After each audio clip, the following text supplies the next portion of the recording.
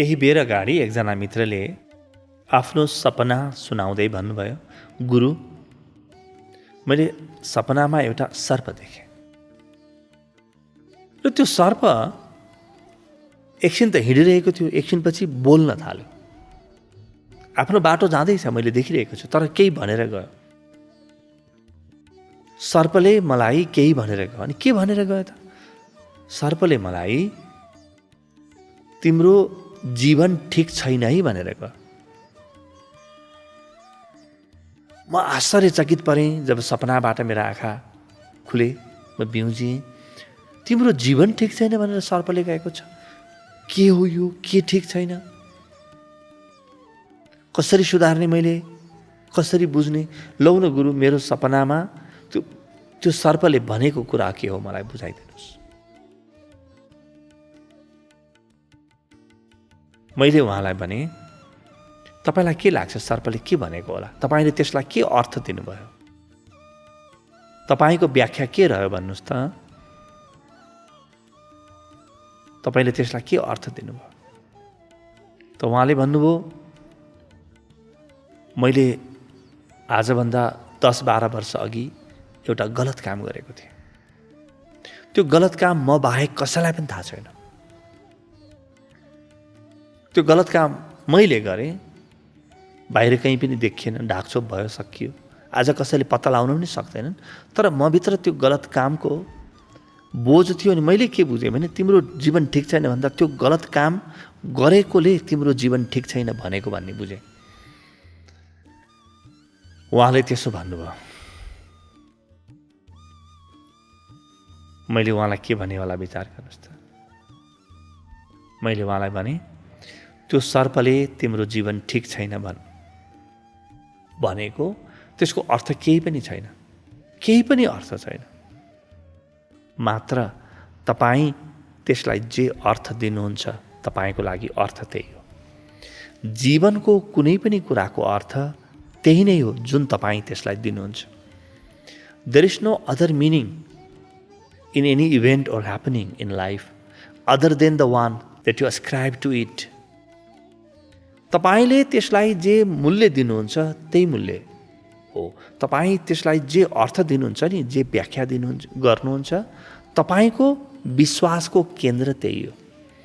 अब तपाईँले भन्नुभयो कि मेरो त्यो 10-12 वर्ष पुरानो गल्तीले भरिएको जीवन ठिक छैन भनेर गएको। अब तपाईँ यस्तो प्रकारको व्याख्या गर्नुभयो भने नि तपाईँ बडो दुखी हुनुहुनेछ। त्यो सर्पले के भन्यो उही जानुहोस्। फेरि त्यो सपनाको सर्प हो। सपना न विपना, कुनै पनि कुराको मूल्य तपाईँले जे दिनुहुन्छ त्यही मात्रै हो। कुनै पनि कुराको अर्थ केही पनि हुँदैन। तपाईँले जे दिनुहुन्छ त्यही हो। माथि आकाशमा बिजुली चम्कियो, तपाईँले के अर्थ दिनुहुन्छ? ओहो, भगवान मसँग प्रसन्न भए भन्नुहुन्छ कि भगवान मसँग रिसाए भन्नुहुन्छ? दुवै अवस्थामा तपाईँ सत्य हुनुहुनेछ। भगवान मसँग रिसाए भन्ने लाग्यो भने अब तपाईँ त्यो भगवानलाई कसरी खुसी बनाउने, त्यो नक्कली भगवानलाई खुसी बनाउन तपाईँ नक्कली तरिकाहरू खोज्नुहुनेछ। र भगवान मसँग प्रसन्न भए भन्ने लाग्यो भने तपाईँ हरेक पटक बिजुली चम्किँदा नाच्नुहुनेछ, गाउनुहुनेछ, खुसी हुनुहुनेछ। यी दुईटै अर्थ तपाईँले दिने हो। जीवनमा कुनै पनि कुराको अर्थ छैन। वास्तवमा भनियो भने जीवन अर्थहीन छ, जीवन शून्य छ। त्यस कारणले त त्यसलाई तपाईँले जे अर्थ दिनुहुन्छ यसको अर्थ त्यही नै हो। अब यदि तपाईँ दुःख पाउन चाहनुहुन्छ भने मैले गरेका गल्तीहरू ठिक थिएन, पुरै जीवनै ठिक छैन भनेको बुझ्नुहोस्। तर यदि तपाईँ अलि जीवनबाट सुख खोज्नुहुन्छ, जीवनबाट सुख चाहनुहुन्छ, जीवनबाट आनन्द चाहनुहुन्छ भने यो सपनालाई पुनर्व्याख्या गर्नुहोस्। कसरी गर्नुहोस्? तिम्रो जीवन ठिक छैन भनेर जुन सर्पले भन्यो नि, तिम्रो आजसम्मको जीवन ठिक छैन, अब त ठिक छ। उसले सर्पले त आजसम्मको न देखेको हो, अब त देखेको छैन। अब त म पुरा ठिक छु, गए हिजोको दिन। बस त्यो सर्प गयो त मेरो जीवनबाट। सर्प भनेको घाउ, त्यो पुरानो पीडा, त्यो मैले 10-12 वर्ष अघि गरेको नराम्रो कर्म मेरो लागि। कुनै पनि कर्म आफैमा राम्रो वा नराम्रो हुँदैन। म त्यसलाई जे अर्थ दिन्छु त्यही नै हो। त्यो गयो, त्यो सर्पका साथ गयो मेरो, अब पुरानो गयो, अब म नयाँ बन्छु। मेरो पुरानो गयो, आजसम्मको 10-12 वर्ष पुरानो घाउ गयो, अब आहा आहा, अब म मुक्त भएँ। तपाईँ त्यसलाई यो अर्थ किन दिनुहुन्न? यो अर्थ दिन सक्नुहुन्छ त तपाईँ। एक दिन एकजना युवतीले मलाई सोधिन् कार्यक्रममा, गुरु हिजो मात्रै म मेरो कार्यालय जब पुगेँ, आफ्नो प्रकारले मजाले लुगा लगाएर एकदम बनेर सजेर गएको थिएँ। मेरा साथीहरूले तिम्रो लुगा ठिक छैन भनेर भनिदिए। म दिनभरि मन खराब गरेर बसेँ, मुड अफ गरेर बसेँ। मैले भने तपाईँका साथीले लुगा खराब छ अथवा तपाईँले लगाएको लुगा ठिक छैन भनेका हुन्, तपाईँ ठिक हुनुहुन्न भने हो। तपाईँले के बुझ्नु? तपाईँले कसैले लुगा ठिक छैन वा लुगा लगाएको ढङ्ग ठिक छैन भन्यो भने त्यसको दुईवटा अर्थ लगाउन सक्नुहुन्छ। भोलिबाट सुधार्छु भन्न सक्नुहुन्छ, अथवा तिमीलाई ठिक नलाग्यो भने मलाई ठिक छ भन्न सक्नुहुन्छ। तपाईँले त्यसलाई बोकेर बस्नुपर्ने जरुरी के थियो? अरू कसैले तपाईँलाई के भन्यो महत्त्वपूर्ण होइन, तपाईँले त्यसको अर्थ के लगाउनु भयो त्यो मात्रै महत्त्वपूर्ण हो। तपाईँले मेरो लुगा ठिक रहेनछ, लवाई ठिक रहेछ, त्यो बाहेक त सबै ठिक रहेछ। दाँत ठिक नभएको भए भनिदिन्थे, आँखा ठिक नभएको भए भनिदिन्थे, बुद्धि ठिक नभएको भए भनिदिन्थे, बेहोरा ठिक नभएको भए भनिदिन्थे, अरू सबै त ठिक ठाउँमा रहेछ मेरो। आहा, एउटा लुगा न हो। तपाईँ यो व्याख्या पनि गर्न सक्नुहुन्छ। तपाईँको व्याख्यामा भर पर्छ तपाईँको जीवन। नकारात्मक सोच के हो? नकारात्मक सोच भनेको नकारात्मक व्याख्या हो। तपाईँले कुनै पनि कुरालाई लिएर नकारात्मक व्याख्या गरिदिनु भयो भने के हुन्छ? बिग्रिन्छ, सबै सिद्धिन्छ। कसैको मृत्यु भयो, आफन्तजन कसैको मृत्यु भयो, नकारात्मक व्याख्या के हुन्छ? मेरो जीवनबाट गयो, सिद्धियो, म एक्लै भएँ। यो पनि सत्य हो, असत्य मैले भनेको छैन, तर यहाँ सत्य वा असत्य हुँदैनन्, तपाईँको व्याख्यामा भर पर्छ सबै कुराहरू। अब गयो, सिद्धियो, म एक्लै, यो भन्नुको बदला तपाईँले आफूलाई सम्हालेर ओहो कत्रो कृपा भगवानको म माथि कि म त जिउँदैछु, यो व्यक्तिले गर्न नसकेका कामहरू पनि त मैले गर्नुपर्छ नि त। यो व्यक्तिका केही आफ्ना लक्ष्यहरू थिए, इच्छाहरू थिए, ती पनि म अब पुरा गर्न सक्छु। मेरो आफन्तको मृत्यु भयो, म पनि कुनै दिन मर्नेछु, त्योभन्दा पहिले म जाग्छु, म ध्यानस्थ हुन्छु, म योगस्थ हुन्छु, म समाधिस्थ हुन्छु भन्ने व्याख्या पनि त तपाईँ गर्न सक्नुहुन्थ्यो।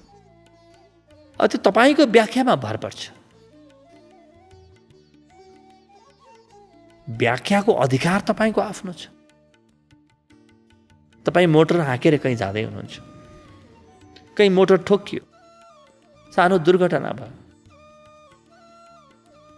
तपाईँको एउटा व्याख्या हुनसक्छ कि म कति अभागी, कति नराम्रो साइत, कति नराम्रो मुहुर्त, मेरो यो नयाँ मोटर, यति परेको मोटर ठोकियो, दुर्घटनाग्रस्त भयो, बर्बाद भयो, म बिग्रिएँ, अब मैले कति दिन दुःख पाउनुपर्ने हो, मैले गाडी हाँक्ने नजान्ने हो कि, यस्ता प्रकारका व्याख्या तपाईँ गरेर दुखी हुन सक्नुहुन्छ। त्यसको ठिक बदला यदि तपाईँ चाहनुभयो भने फरक प्रकारको व्याख्या गर्न पनि सक्नुहुन्छ। त्यो के हो भने, ओहो गाडी नै ठोक्क्याउ, मलाई म त जस्ताको जस्तै छु त, गाडी ठोक्क्यो भन्ने थाहा पाउनको लागि म मरिसकेर हिँड्छु त। मोटरको दुर्घटना हो, त्यो दुर्घटना पनि होइन, एउटा घटना हो। दुर त मैले बनाएको हो। या जीवनमा कुनै घटना वा सुघटना वा दुर्घटना हुँदैन, मेरो व्याख्यामा भर पर्छ। अब यो मोटर न ठोकिएको हो, मोटर त म बनाइहाल्छु नि, म त बडो हट्टाखट्टा छु, भगवानको कृपा। फेरि मोटर यति ठुलो मोटर थियो, सानो ठाउँ ठोकिएको छ, म बनाइहाल्छु नि, म गरिहाल्छु नि। गयो मेरो सारा। कति दिनदेखि म तनावमा थिएँ होला, चिन्तामा थिएँ होला, म सजग हुन सकेको थिइनँ होला, ती सबै त गए मबाट। अब म सजग हुन्छु। भगवानले मलाई बचाए, म बाँचेँ, आहा मेरो जीवन। अब म ध्यान सिक्छु, अब म योग सिक्छु, थाहा छैन कुन दुर्घटनाले मलाई लैजाने हो। त्योभन्दा पहिले म समाधिस्थ हुन्छु, मेरो जीवन सम्हाल्छु म अब। र यो घटनामा म हाँसी हाँसी व्यवहार गर्छु। मेरो खुसीलाई म बिक्न दिन्न। साना साना घटनाले मेरो खुसी किन्न नसकोस्। मेरो खुसी बहुमूल्य छ। मेरो खुसी त साक्षात् हीरा मोती हो, साक्षात् भगवान हो। कहाँ बेच्छु म मेरो खुसी? मेरो खुसी त मेरा लागि हो, मेरो परिवारको लागि हो, मेरो भाग्यको लागि, मेरो भविष्यको लागि हो, मेरो भगवानको लागि हो मेरो खुसी। यी सानातिना घटनामा म कहाँ खुसी बेच्छु र? तपाईँको यो प्रकारको व्याख्या पनि त हुनसक्छ। फेरि दुवै तपाईँका व्याख्या हुन्। तपाईँ कसरी व्याख्या गर्नुहुन्छ त्यो तपाईँको निजी अधिकार हो। तपाईँलाई कसैले रोक्दैन। तर एक प्रकारको व्याख्याले तपाईँ नर्क बनाउनुहुन्छ जीवनलाई। अर्को प्रकारको व्याख्याले त्यही घटना हो तपाईँ जीवनमा स्वर्ग निर्मित गर्नुहुन्छ। रोजाइ तपाईँको, अधिकार तपाईँको। तपाईँ के गर्नुहुन्छ त्यो तपाईँको हातमा छ।